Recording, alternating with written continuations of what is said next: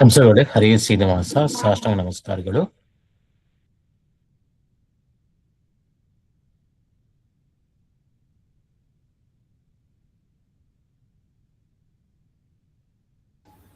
ನಮಸ್ಕಾರ ಗುರುಗಳಿಗೆ. ನಮಸ್ಕಾರ ಗುರುಗಳಿಗೆ.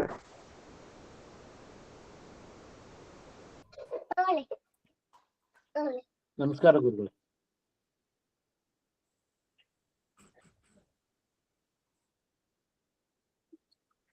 ಸುಮತಿಭಿರನುಮೇಜಂ ಶುಭ್ರಕಾಯಂ ಸಖಾಯಂ ನಮಸ್ಕಾರ ಮುಕ್ತ್ಯುಪಾಯಂ ವಿಮಾಯಂ ನೃಹಜಮಹಮಮೇಜಂ ಧೇಜಮಾಂನಾಜಗೇಜಂ ಸದಜಮಸದಜೇಜಂ ಶ್ರೀಸಹಾಯಂ ಭಜೇಜಂ ಅಂಜನಾಸುನು ಸಾನ್ನಿಧ್ಯಾದ್ ವಿಜಯೇನ ವಿರಾಜಿತಂ ಅಜಿತ ಪ್ರೀತಿಜನಕಂ ಭಜೇಹಂ ವಿಜಯಧ್ವಜಂ ತಪಸ್ವಾಧ್ಯಾಯ ಶುಶ್ರೂಷಾ ಕೃಷ್ಣ ಪೂಜಾರತಂ ಮುನಿಂ ವಿಶ್ವೇಶಮಿಷ್ಟದಂ ವಂದೇ ಪರಿಮ್ರಾಟ್ ಚಕ್ರವರ್ತಿನಂ. ಶ್ರೀ ಗುರುಭ್ಯೋ ನಮಃ. ಹರಿ ಓಂ. ಜನ್ಮಾದ್ಯಸ್ಯ ಯತೋನ್ವಯಾದಿತರತಶ್ಚಾರ್ಥೇಷ್ವವಿಘ್ನಸ್ವರಾಟ್ ತೇನೇ ಬ್ರಹ್ಮ ಹೃದಯ ಆದಿಕವಯೇ ಮುಖ್ಯಂತಿ ಯಂ ಸೂರಯಃ ತೇಜೋ ವಾರಿಮೃದಾಂ ಯಥಾ ವಿನಿಮಯೋ ಯತ್ರ ತ್ರಿಸರ್ಗೋ ಮೃಷಾ ಧಾಮ್ನಾ ಸ್ವೇನ ಸದಾ ನಿರಸ್ತಕುಹಕಂ ಸತ್ಯಂ ಪರಂ ಧೀಮಹಿ. ಓಂ ಸ್ವಸ್ತ್ಯಸ್ತು ಸದಾ ಅಶೇಷ ಸನ್ಮಂಗಲಾನಿ ಭವಂತು. ಸಮ್ಯಕ್ ಶ್ಲೋಕೈಕ ಶ್ರವಣ ಪಠನ ಮಾತ್ರೇಣ ವಕ್ತುಶ್ಚ ಶ್ರೋತॄಣಾಂ ನಿಖಿಲ ಕಲಿಕೃತ ಕಲ್ಮಷ ಅಪನೋದನ ಪಟುತರೆ. ಶ್ರೀಮದ್ಭಾಗವತೆ ಮಹಾಪುರಾಣೆ ತೃತೀಯ ಸ್ಕಂಧೆ ನವಮಾಧ್ಯಾಯೇ ಅದ್ಯ ಕಥಾನುವಾದೇ ಸತಿ ಕಿಂಚಿತ್ ಪೂರ್ವಕಥಾನುವಾದಃ. ಮೈತ್ರೇಯರು ವಿದುರರಿಗೆ ಭಾಗವತ ಸಂಪ್ರದಾಯ ಹೇಗೆ ಬಂತು ಅನ್ನೋದ ವಿಷಯವನ್ನು ತಿಳಿಸ್ತಾ ಇದ್ದಾರೆ. ಅದರಲ್ಲಿ ಶೇಷದೇವರ ಒಳಗಡೆ ಇರೋ ಸಂಕರ್ಷಣ ದೇವರು ಸನತ್ ಕುಮಾರಾದಿ ಎಲ್ಲ ಋಷಿಗಳಿಗೆ ಉಪದೇಶ ಕೊಟ್ಟಿದ್ರು. ಆ ಮುಖಾಂತರ ಅಂದ್ರೆ ಆ ಪರಂಪರೆಯಲ್ಲಿ ಮುಂದೆ ಭಾಗವತ ಪುರಾಣ ನನ್ನ ತನಕ ಬಂತು, ನಾನು ನಿಮ್ಗೆ ಉಪದೇಶ ಮಾಡ್ತಾ ಇದ್ದೀನಿ ಆ ವಿಷಯಗಳನ್ನ ಅಂತ. ಇದು ಮೈತ್ರೇಯರಿಗೆ ಇಷ್ಟ, ಈ ವಿಷಯವನ್ನು ವಿದುರರಿಗೆ ತಿಳಿಸ್ಲಿಕ್ಕೆ ಪ್ರಾರಂಭವನ್ನ ಮಾಡಿದ್ರು. 3ನೇ ಶ್ಲೋಕದಲ್ಲಿ ಆಸೀನಂ ಉರ್ವ್ಯಾಂ, ಭೂಮಿ ಮೇಲೆ ಕೂತಿದಾರಂತೆ ಶೇಷದೇವರು. ಉರ್ವಿ ಅಂದ್ರೆ ಭೂಮಿ ಅಂತ ಅರ್ಥ ಸಾಮಾನ್ಯ, ಆದ್ರೆ ಇಲ್ಲಿ ಭೂಮಿ ಅಂತ ಅರ್ಥ ಅಲ್ಲ. ಉರ್ವಿ ಅನ್ನೋ ಶಬ್ದಕ್ಕೆ ಇಲ್ಲಿ ಪಾತಾಳ ಲೋಕ ಅಂತ ಅರ್ಥ. ಹಾಗಾದ್ರೆ ಪಾತಾಳ ಲೋಕದಲ್ಲಿ ನಮ್ಗೆ ಗೊತ್ತಿದೆ, ಸರ್ಪಗಳು ಅಂದ್ರೆ ಪಾತಾಳ ಲೋಕದಲ್ಲಿ ಇರ್ತವೆ, ಅವುಗಳ ಸ್ಥಾನ. ಅದರಲ್ಲಿ ಶೇಷದೇವರ ಸ್ಥಾನ ಅದು ಪಾತಾಳ.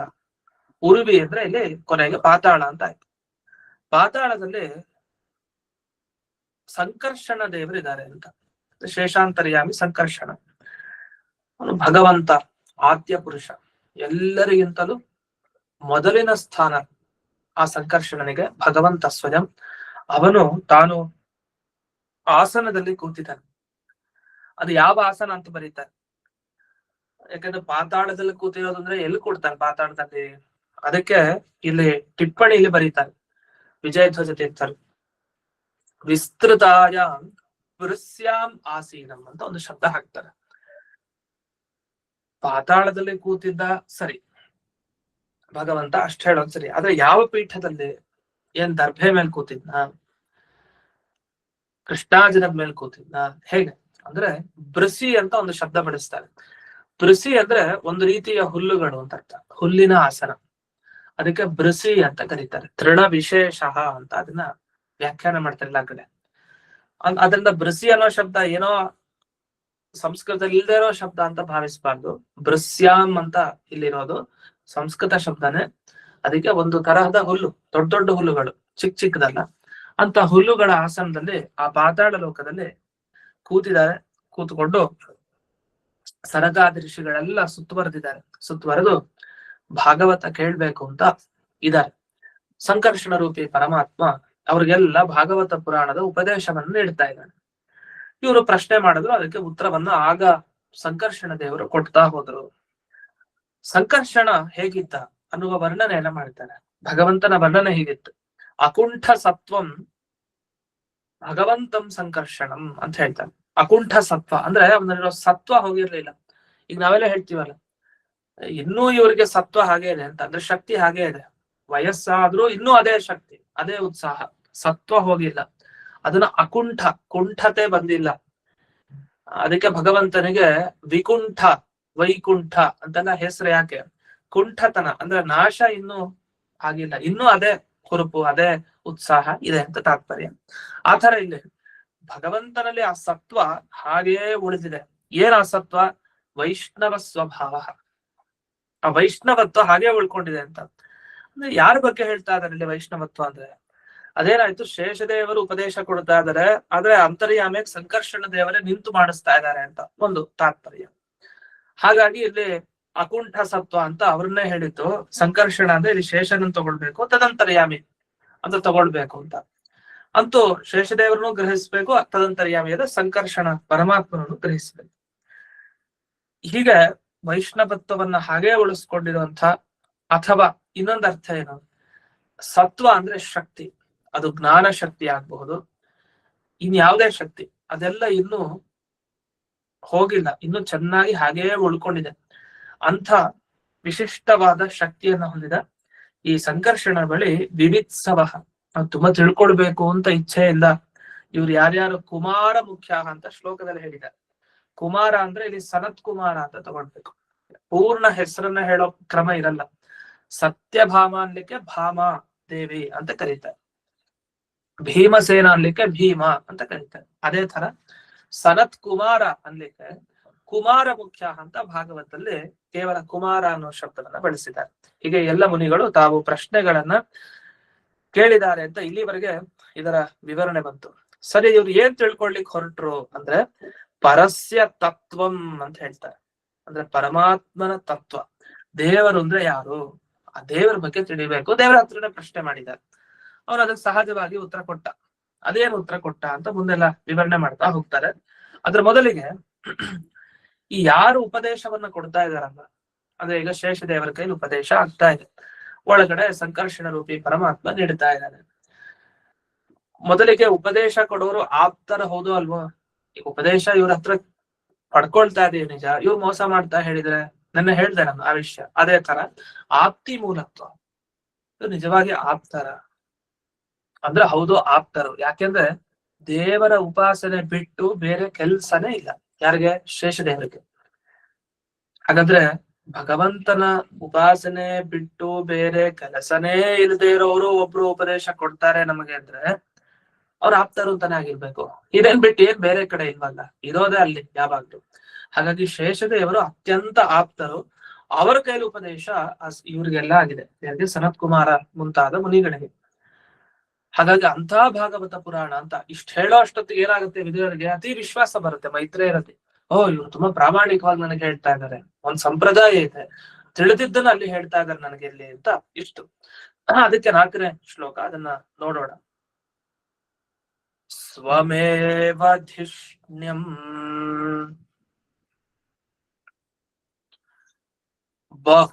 ಬಹುಮಾನಯಂತಂ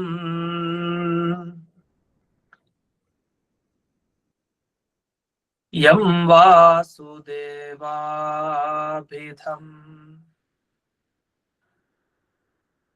ಆಮನಂತಿ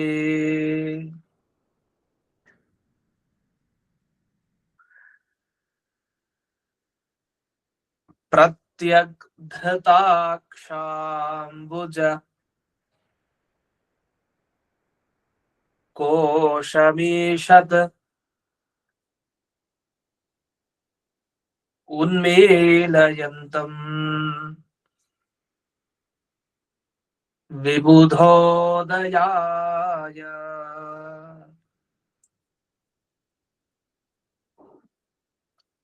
ಶೇಷದೇವರು ಹೇಗೆ ಅಂದ್ರೆ ಯಾವಾಗ್ಲೂ ತಾವು ವಾಸುದೇವನ ಧ್ಯಾನ ಮಾಡ್ತಾ ಇದ್ರು. ಅದನ್ನ ಹೇಳ್ತಾರೆ, ಯಾವ ಜ್ಞಾನಿಗಳೆಲ್ಲ ವಾಸುದೇವ ವಾಸುದೇವ ಅಂತ ಹೇಳ್ತಾರಲ್ಲ, ಅಂಥ ವಾಸುದೇವ ರೂಪಿ ಪರಮಾತ್ಮನನ್ನ ಭಕ್ತಿಯಿಂದ ಧ್ಯಾನ ಮಾಡೋರು ಶೇಷದೇವರು. ಯಾಕೆ ಶೇಷದೇವರ ಆ ವಾಸುದೇವರನ್ನು ಧ್ಯಾನ ಮಾಡ್ತಾರೆ ಅಂದ್ರೆ 2 ಕಾರಣ. ಒಂದು ಸ್ವತಂತ್ರನಾದ ವ್ಯಕ್ತಿ ಅವನೊಬ್ಬನೇ. ನಾವ್ ಯಾರ ಹತ್ರ ನಮ್ ಸಮಸ್ಯೆ ಹೇಳ್ಕೊಡ್ಬೇಕು? ಯಾರಿಗೆ ಸಮಸ್ಯೆ ಇಲ್ವೋ ಅವ್ರ ಹತ್ರ ಹೇಳ್ಕೊಡ್ಬೇಕು. ದೇವರಂತ ಒಬ್ಬ ವ್ಯಕ್ತಿ ಸಿಗ್ತಾನ ಸಮಸ್ಯೆ ಇಲ್ದೇ ಇರೋನು? ಇಲ್ಲ. ಅವನು ಅತ್ಯುತ್ತಮ. ಯಾಕಂದ್ರೆ ಅವನು ಸ್ವತಂತ್ರ, ತನಗೆ ಹೇಗ್ ಅನ್ಸುತ್ತೋ ಹಾಗೆ ಮಾಡ್ಕೊಳ್ಲಿಕ್ಕೆ ಅವನಿಗೆ ಶಕ್ತಿ ಇದೆ. ಅಂದ್ಮೇಲೆ ಯಾರನ್ನ ಕುರಿತು ಧ್ಯಾನ ಮಾಡ್ಬೇಕು ಅಂದ್ರೆ ಸ್ವತಂತ್ರನಾದ ವ್ಯಕ್ತಿಯನ್ನ ಕುರಿತು ಧ್ಯಾನ. ಅದು ಇಲ್ಲಿ ಯಾರು? ವಾಸುದೇವ ರೂಪಿ ಪರಮಾತ್ಮ. ಅಷ್ಟೇ ಅಲ್ಲ, ಧಿಷ್ಣ್ಯ ಅಂತ ಕರೀತಾರೆ. ಧಿಷ್ಣ್ಯ ಅಂದ್ರೆ ಆಧಾರ, ಮನೆ ಅಂತ ಅರ್ಥ. ಅಂದ್ರೆ ಎಲ್ಲರಿಗೂ ಆಧಾರ ಅವನು ದೇವರು. ಆದ್ರಿಂದ ಬಹುಮಾನ, ಬಹುಮಾನ ಅಂದ್ರೆ ಬಹಳ ಗೌರವ, ಬಹಳ ಆದರ. ಅಲ್ಲಿ ಭಕ್ತಿಯನ್ನ ಮಾಡ್ತಾ ಇದ್ದಾರೆ. ಯಾಕೆ ಮಾಡ್ತಾ ಇದ್ದಾರೆ? ವಿಬುಧೋದಯಾಯ, ಬೇರೆಯವ್ರಿಗೆ ಒಳ್ಳೇದಾಗ್ಲಿ ಅಂತ ಇವ್ರು ಧ್ಯಾನ ಮಾಡ್ತಾ ಇದ್ದಾರೆ. ದೇವತೆಗಳಿಗೆ ಅಭ್ಯುದಯ ಆಗ್ಬೇಕು. ಶೇಷದೇವರು ಕಣ್ಮುಚ್ಚಿ ದೇವರ ಅಂದ್ರೆ ವಾಸುದೇವ ರೂಪಿ ಪರಮಾತ್ಮನ ಧ್ಯಾನ ಮಾಡ್ತಾ ಇದ್ದಾರೆ. ಅದ್ ಹೇಗೆ ಅವ್ರು ಧ್ಯಾನ ಮಾಡ್ತಾ ಇದ್ದಾರೆ ಅನ್ನೋದನ್ನ ಚೆನ್ನಾಗಿ ಬಿಡಿಸ್ತಾರೆ. ಅಂದ್ರೆ ಅವ್ರ ಕಣ್ಣು ಹೇಗಿತ್ತು? ಈಗ ಧ್ಯಾನ ಮಾಡೋರು ಚೆನ್ನಾಗಿ ತಕ್ಕೊಂಡು, ಈಗ ನಾವ್ ಹೇಗೆ ಎಚ್ಚರದಲ್ಲಿದ್ದ ಕಣ್ ಚೆನ್ನಾಗಿ ತಕ್ಕೊಂಡು ನೋಡ್ತಾ ಇರ್ತೀವಲ್ಲ ಸುತ್ತಮುತ್ತಲು, ಹಾಗೆ ಧ್ಯಾನ ಮಾಡ್ಬೇಕಾ? ಅಥವಾ ಪೂರ್ತಿ ಕಣ್ಣು ಮುಚ್ಕೊಂಡು ಧ್ಯಾನ ಮಾಡ್ಬೇಕಾ? ಪೂರ್ತಿ ಏನೋ ಹೊರಗಡೆ ಗೊತ್ತಾಗ್ತಾರ ಹಂಗ್ ಮಾಡ್ಬೇಕಾ? ಅರ್ಧಂಬರ್ಧ ಕಣ್ ಬಿಟ್ಕೊಂಡು ಧ್ಯಾನ ಮಾಡ್ಬೇಕಾ? ಹೀಗೆ ಹಲವು ಪ್ರಶ್ನೆಗಳಿರುತ್ತೆ. ಭಗವದ್ಗೀತೆಯಲ್ಲಿ ಅದಕ್ಕೆ ಹೇಳಿದನ್ ಕೃಷ್ಣ ಏನಂತ, ಈ ತರ ಧ್ಯಾನ ಮಾಡಿ ಅಂತ. ಅದನ್ನು ಈ ಟಿಪ್ಪಣಿಯಲ್ಲಿ ವಿವರಿಸ್ತಾರೆ, ಭಾಗವತದ ಈ ಟಿಪ್ಪಣಿಯಲ್ಲಿ. ಅದ ಮುಂಚೆ ಇಲ್ಲಿ ಮೂಲ ಶ್ಲೋಕದಲ್ಲಿ ಏನ್ ಹೇಳ್ತಾರೆ ಇದ್ರ ಬಗ್ಗೆ ಅಂದ್ರೆ, ಪ್ರತ್ಯಕ್ ಧೃತ ಅಕ್ಷಾಂಬುಜ ಕೋಶಂ ಅಂತ ಹೇಳ್ತಾರೆ. ಅಂದ್ರೆ ಪ್ರತ್ಯಕ್ ಅನ್ನೋ ಶಬ್ದವನ್ನು ಬಳಸ್ತಾರೆ. ಪ್ರತ್ಯಕ್ ಮತ್ತೆ ಪರಾಕ್ ಅಂತ ಎರಡು ಶಬ್ದ. ಪ್ರತ್ಯಕ್ ಅಂದ್ರೆ ಒಳಗಡೆ ಇರೋ ವಸ್ತು, ಪರಾಕ್ ಅಂದ್ರೆ ಹೊರಗಿನ ವಸ್ತು. ಜೀವ ಯಾವತ್ತು ಪ್ರತ್ಯಕ್ ವಸ್ತುವನ್ನ ನೋಡ್ಬೇಕಂತೆ. ಯಾವತ್ತು ಅವನು ಪ್ರತ್ಯಕ್ ವಸ್ತು ನೋಡ್ತಾನೋ ಅಂದ್ರೆ ಬಿಂಬರೂಪಿ ಪರಮಾತ್ಮನ ಅನುಗ್ರಹ ಆಗತ್ತೋ ಅವ್ನು ಮೋಕ್ಷಕ್ಕೆ ಹೋಗ್ತಾನೆ. ಈ ಪ್ರತ್ಯಕ್ ಅನ್ನೋ ಶಬ್ದಕ್ಕೆ ಅಂತರ್ಯಾಮಿ ಅಂತ ಅರ್ಥ. ಅಂದ್ರೆ ಒಳಗಿರೋನು. ಅಂದ್ರೆ ಒಳಗಿರೋ ಹೃತ್ಕಮಲದಲ್ಲಿ ನೆಲೆಸಿರುವಂತಹ ದೇವರಲ್ಲಿ ಧೃತ ಅಕ್ಷಾಂಬುಜ ಕೋಶಂ, ತನ್ನ ಕಣ್ಣುಗಳಿದೆಯಲ್ಲ ಆ ಕಣ್ಣುಗಳನ್ನ ತಾನು ಅಲ್ಲೇ ಇಟ್ಟಿದ್ದಾನಂತೆ. ಒಳಗಿನ ಭಗವಂತನಲ್ಲಿ ತನ್ನ ಕಣ್ಣಿದೆ. ಒಳಗಿನ ವಸ್ತು ನೋಡ್ಬೇಕು ಅಂದ್ರೆ ಕಣ್ ತಕ್ಕೊಂಡಿದ್ರೆ ಹೇಗ್ ಸಾಧ್ಯ? ಕಣ್ ತೆಗೆದುಕೊಂಡಿದ್ರೆ ಹೊರಗಿನ ವಸ್ತು ಕಾಣುತ್ತೆ. ಕಣ್ಣು ಮುಚ್ಚಿದ್ರೆ ಅದು ಒಳಗಿನ ವಸ್ತುನೇ ಕಾಣ್ಬೇಕು, ಅನಿವಾರ್ಯ. ಯಾಕಂದ್ರೆ ಹೊರಗಿನ ವಸ್ತು ಕಾಣ್ಲಿಕ್ಕೆ ಕಣ್ ತೆಗ್ದಿಲ್ವಲ್ಲ. ಹಾಗಾಗಿ ಇವ್ರೇನ್ ಮಾಡಿದ್ದಾರೆ, ಆ ತಮ್ಮ ಕಣ್ಣೆಂಬ ಅಂಬುಜ ಕೋಶ, ಅಂಬುಜ ಅಂತಂದ್ರೆ ಈ ಕಮಲ ಅಂತ ಅರ್ಥ. ಈ ಕಮಲದ ಮೊಗ್ಗಿ ಇರುತ್ತಲ್ಲ, ಆ ಮೊಗ್ಗಿನ ತರ ಇವ್ರ ಕಣ್ಣಾಗಿದೆ, ಅಂದ್ರೆ ಮುಚ್ಕೊಂಡಿದ್ದಾರೆ ಅಂತ ಅರ್ಥ. ಮೊಗ್ಗು ಹೇಗಿರತ್ತೆ ಆ ತರ ಕಣ್ಣು ಹೀಗ್ ಮುಚ್ಕೊಂಡೆ ಕಮಲದ ಮೊಗ್ಗಿನ ತರ ಕಾಣಿಸ್ತಾ ಇದೆ. ಯಾರ್ದು? ಶೇಷದೇವರ ಆ ಕಣ್ಣು.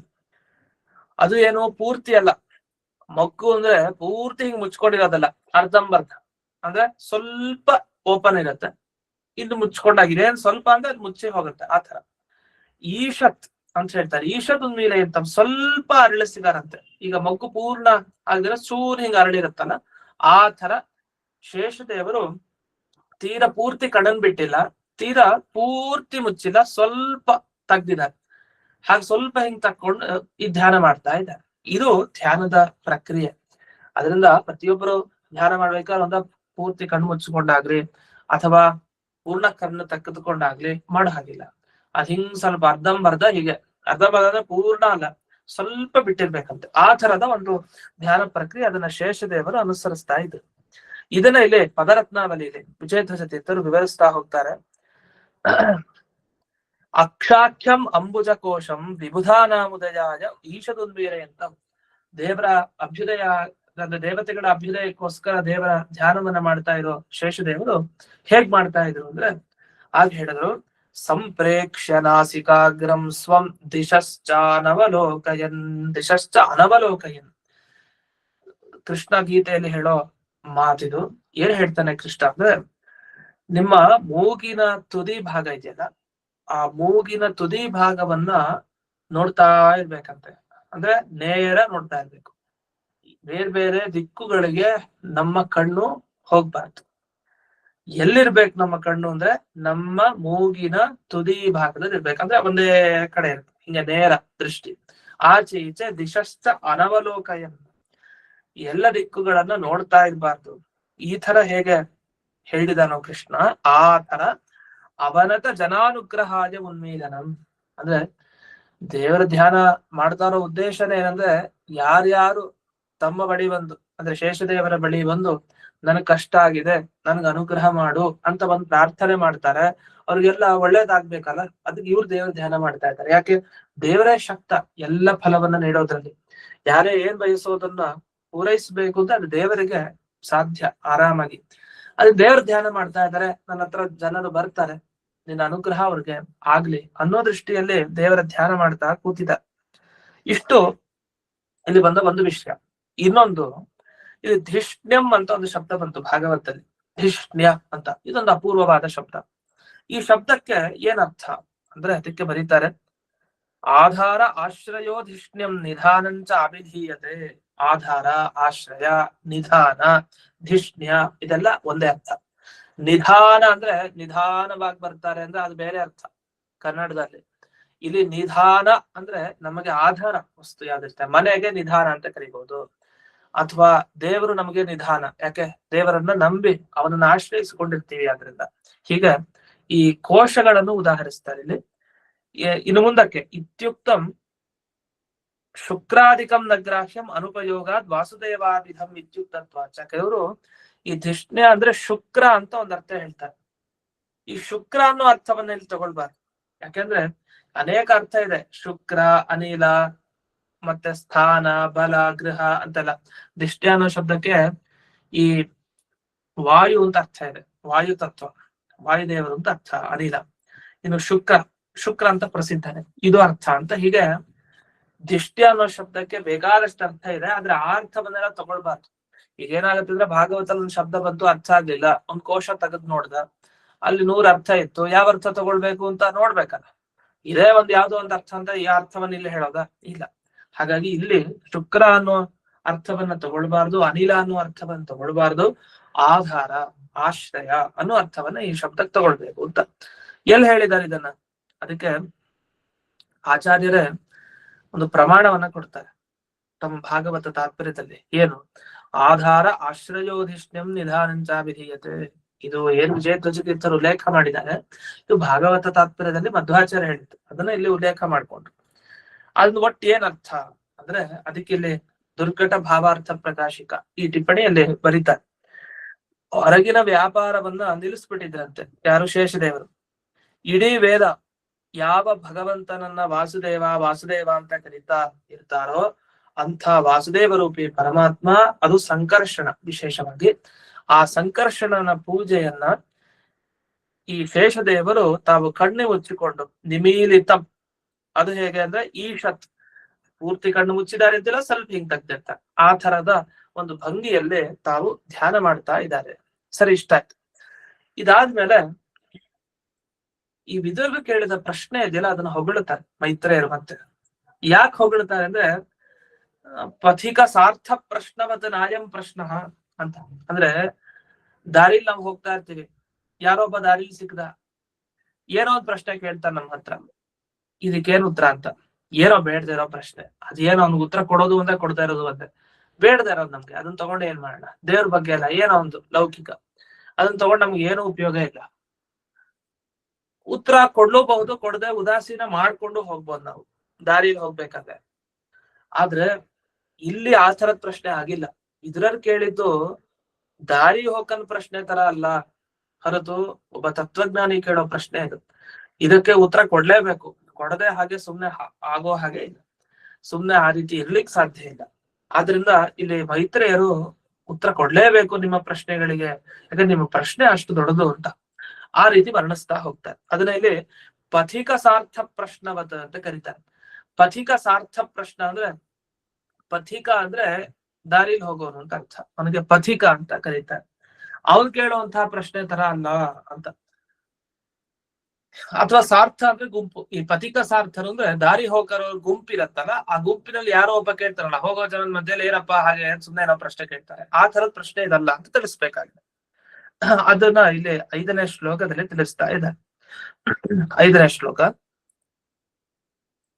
ಸ್ವರ್ಧನ್ಯುದಾರೈಃ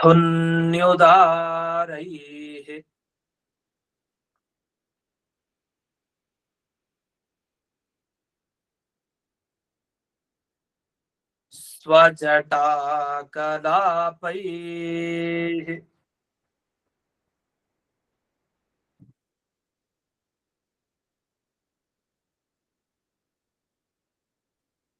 उपस्पृशन्त्यः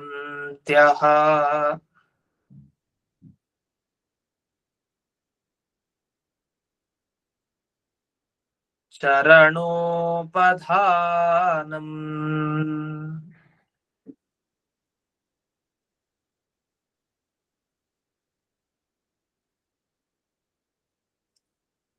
पद्मं यदर्चन्ति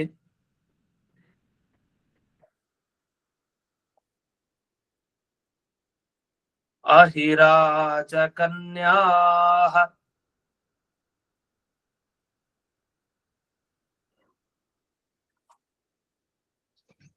सप्रेमनाना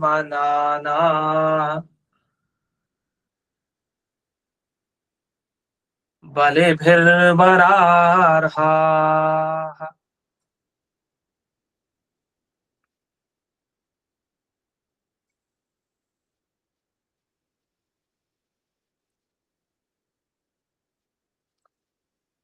ಇದು ತಾತ್ಪರ್ಯವನ್ನ ಹೇಳ್ತಾರೆ.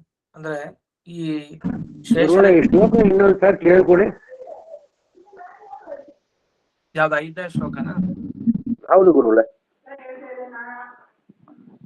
ಸ್ವರ್ಧುನ್ಯುದಾರೈಃ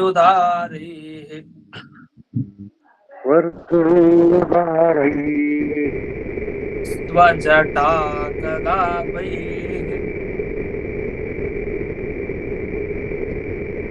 उपस्पृशन्त्यः चरणोपधानम्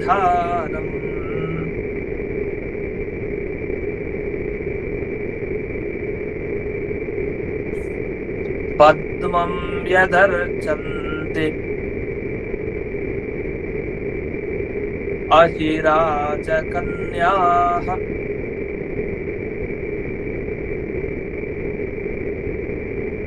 सप्रेमनाना बलिभिर्वरार्हाः.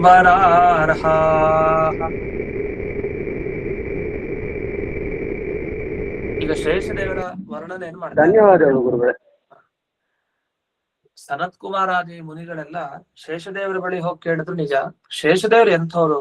ಮಹಾನುಭಾವರು, ದೊಡ್ಡ ಜ್ಞಾನಿಗಳು. ಯಾಕೆ? ಅವರು ಸುಮ್ನೆ ಹಾಗೆ ಸಿಗೋರಲ್ಲ. ಈಗ ದಾರಿಲಿ ಹೋಗ್ತಾ ಇದ್ರು ಎಲ್ಲೋ ಶೇಷದೇವರು ಸಿಕ್ಕದು ಒಂದಿಷ್ಟು ಪ್ರಶ್ನೆ ಮಾಡಿ ಉತ್ತರ ತಿಳ್ಕೊಂಬರೋಣ, ಹಾಗೆ ಸಿಗಲ್ಲ ಶೇಷದೇವರು. ಪಾತಾಳ ಲೋಕದಲ್ಲಿ ಆಸನ ಹಾಕೊಂಡು ಸುಮ್ನೆನೂ ಕೂತಿದಲ್ಲ. ಅವ್ರಿಗೆ ಅಹಿರಾಜ ಕನ್ಯಾ, ನಾಗಕನ್ನಿಕೆ ಇರ್ತಾರಲ್ಲ ಅವ್ರಿಗೆ ಅಹಿರಾಜ ಕನ್ಯಾ ಅಂತ ಕರೀತಾರೆ. ಅಹಿ ಅಂದ್ರೆ ಸರ್ಪ, ಸರ್ಪರಾಜ ಅಂದ್ರೆ ಶೇಷ, ಶೇಷದೇವರ ಕನ್ನಿಕೆಯರು. ಅಂದ್ರೆ ಅನೇಕ ಅವರ ಸ್ತ್ರೀಯರು ಇರ್ತಾರಲ್ಲ, ಭೃತ್ಯರು, ಅವರೆಲ್ಲ ಬಂದು ಸೇವೆ ಮಾಡ್ತಾ ಇದ್ದಾರೆ, ಶೇಷದೇವರ ಸೇವೆ. ಸಪ್ರೇಮ, ಪ್ರೇಮ ಅಂದ್ರೆ ಪ್ರೀತಿ ಅಂದ್ರೆ ಭಕ್ತಿಯಲ್ಲಿ ಪ್ರೇಮ ವಿಶೇಷ. ಪ್ರೇಮನೇ ಇನ್ನೊಂಥರ ಪರಿವರ್ತನೆ ಆದ್ರೆ ಅದು ಭಕ್ತಿ ಆಗುತ್ತೆ. ಸಹಜವಾಗಿ ಹೆಂಡತಿ ಮಕ್ಕಳಲ್ಲಿರೋದು ಪ್ರೇಮ, ದೇವರಲ್ಲಿ ಅದೇ ಪ್ರೇಮ, ಅದು ಭಕ್ತಿ ಆಗುತ್ತೆ. ಇಷ್ಟು ವಿಷಯ. ಭಕ್ತಿಯಿಂದ ಶೇಷದೇವರಿಗೆ ಏನೇನ್ ಮಾಡ್ತಾ ಇದ್ದಾರೆ? ನಾನಾ ಬಲಿಭಿ ಅರ್ಚಂತಿ, ಅನೇಕ ತರಹದ ಪೂಜೆಗಳನ್ನ ಮಾಡ್ತಾ ಇದ್ದಾರೆ. ಪೂಜಾ ಸಾಮಗ್ರಿಗಳನ್ನ ತಗೊಂಡು ಬಂದು ಶೇಷದೇವರಿಗೆ ಅರ್ಚನೆ ಮಾಡ್ತಾ ಇದ್ದಾರೆ. ಅರ್ಚನೆ ಮಾಡ್ಬೇಕಾದ್ರೆ ಎಲ್ಲಿಗೆ ಅರ್ಚನೆ ಮಾಡ್ತಾ ಇದ್ದಾರೆ? ಯತ್ ಪದ್ಮಂ ಉಪಸ್ಪೃಶಂತಹ, ಅವರ ಪಾದ ಕಮಲವನ್ನ ಅನುಗ್ರಹ ಆಗುವವರೆಗೆ ಬಿಡ್ತಾ ಇಲ್ಲ, ನಮಸ್ಕಾರ ಮಾಡ್ತಾನೆ ಇದ್ದಾರೆ. ಅವರ ಪಾದಗಳಿಗೆ ಪೂಜೆ ಮಾಡ್ತಾನೆ ಇದ್ದಾರೆ. ಅವರು ಎಲ್ಲಿ ಆ ಪಾದಗಳನ್ನು ಇಟ್ಟಿದ್ರು, ಪಾದಪೀಠ, ಅದಕ್ಕೆ ವಿಶೇಷವಾದ ಪೂಜೆ. ಅವರ ಪಾದ ಕಮಲಗಳಿಗೆ ಪೂಜೆ. ಅದು ಹೇಗ್ ಮಾಡಿದ್ದಾರೆ ಇವರು? ಸ್ವರ್ಧನ್ಯುದಾರೈಹಿ ಸ್ವಜಟಾಕಲಾಪೈಹಿ ಅಂತ. ಸ್ವರ್ಧನ್ಯುದಾರೈಹಿ ಅಂದ್ರೆ ಸ್ವರ್ಧ್ವನಿ ಅಂತ ಕರೀತಾರೆ. ಸ್ವರ್ಧ್ವನಿ ಅಂದ್ರೆ ಈ ಸ್ವರ್ಗದಲ್ಲೆಲ್ಲ ಹರಿಯೋಳು ಅಂತ ಅರ್ಥ. ಅಂದ್ರೆ ಭಾಗೀರಥಿ ಅಂದ್ರೆ ಗಂಗೆ ಅಂತ ಅರ್ಥ. ಆ ಗಂಗೆಯ ಸ್ನಾನ ಇದನ್ನೆಲ್ಲ ಹೊಂದಿದ್ದಾರೆ. ಚೆನ್ನಾಗಿ ಅವಗಾಹನ ಸ್ನಾನ ಮಾಡಿ ಮಾಡಿ ಸ್ವಜಟಾಕಲಾಪೈ, ಈ ಕಟ್ಕೊಳ್ತಾರಲ್ಲ ಜಟಗಳು, ಅಂದ್ರೆ ಹೆರಳು ಅಂತ ಏನ್ ಹೇಳ್ತೀವಿ ಅದನ್ನ, ಆ ಹೆರಳು ತುಂಬಾ ಪವಿತ್ರ ಆಗಿದೆ. ಯಾಕೆ? ಗಂಗಾ ಸ್ನಾನದಿಂದ. ಇಂಥ ಪವಿತ್ರವಾದ ಹೆರಳನ್ನ ಹೊಂದುತ್ತಾ ಚರಣೋಪಧಾನಂ ಯತ್ಪದ್ಮಂ, ಆ ಶೇಷದೇವರ ಪಾದಪೀಠ ಹಾಗೆ ಶೇಷದೇವರ ಪಾದ ಕಮಲ. ಅದು ಎರಡಕ್ಕೂ ಅನೇಕ ಪೂಜಾ ಸಾಮಗ್ರಿಗಳನ್ನ ಬಳಸ್ಕೊಂಡು ಪೂಜೆ ಮಾಡ್ತಾ ಇದ್ದಾರೆ. ಇಂಥ ಶೇಷದೇವರು ಅಂತ ವರ್ಣನೆ ಮಾಡ್ತಾರೆ. ಮತ್ತೆ ನಮಸ್ಕಾರ ಮಾಡ್ತಾ ಇರ್ತಾರೆ ಎಲ್ರು. ಆ ನಮಸ್ಕಾರ ಹೇಗಿತ್ತು, ಮುಂದಿನ ಏನು ಅಂತ ಶೇಷದೇವರ ಒಂದು ಅದ್ಭುತ ವರ್ಣನೆ ಮೈತ್ರೇಯರು ಮಾಡ್ತಾ ಇರೋದು. ಎಲ್ಲೂ ಸಿಗಲ್ಲ ನಮ್ಗೆ ಇಂಥ ವರ್ಣನೆ. ಪಾತಾಳ ಲೋಕದಲ್ಲಿ ಸುಮ್ಮನೆ ಸನತ್ ಕುಮಾರರು ಕೇಳಿದ್ರು, ಅವ್ರು ಇದಷ್ಟು ಉತ್ತರ ಕೊಟ್ರು, ಅಷ್ಟಕ್ಕೆ ಹೇಳಲ್ಲ. ಶೇಷದೇವರು ಅಂದ್ರೆ ಎಂಥವ್ರು, ಕೇಳಿದ ಸನತ್ ಕುಮಾರರು ಎಂಥವ್ರು, ಆ ಭಾಗವತದ ಬಗ್ಗೆ ನಮ್ಗೆ ಮಹಿಮೆ ಶ್ರದ್ಧೆ ಬರ್ಬೇಕು. ಆ ದೃಷ್ಟಿಯಲ್ಲಿ ಮೈತ್ರೇಯರು ವಿದುರರಿಗೆ ತಾವು ವರ್ಣಿಸ್ತಾ ಹೋಗ್ತಾ ಇದ್ದಾರೆ. ಇನ್ನೂ ಕೆಲವು ವಿಷಯಗಳಿದೆ, ಅದೇನು ಅನ್ನೋದನ್ನ ಮತ್ತೆ ನಾಳೆ ದಿವಸ ನೋಡೋಣ ಅಂತ ಹೇಳ್ತಾ ಇಂದಿನ ಪಾಠವನ್ನ ಅಸ್ಮತ್ ಗುರುವಂತರ್ಗತ ವ್ಯಾಸತೀರ್ಥ ಗುರುವಂತರ್ಗತ ಭಾರತೀಯ ರಮಣ ಮುಖ್ಯ ಶ್ರೀಮನ್ಮೂಲ ಗೋಪಾಲ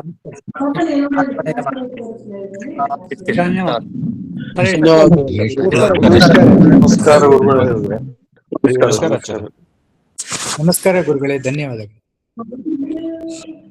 ನಮಸ್ಕಾರ ಗುರುಗಳೇ. ನಮಸ್ಕಾರ ಗುರುಗಳೇ.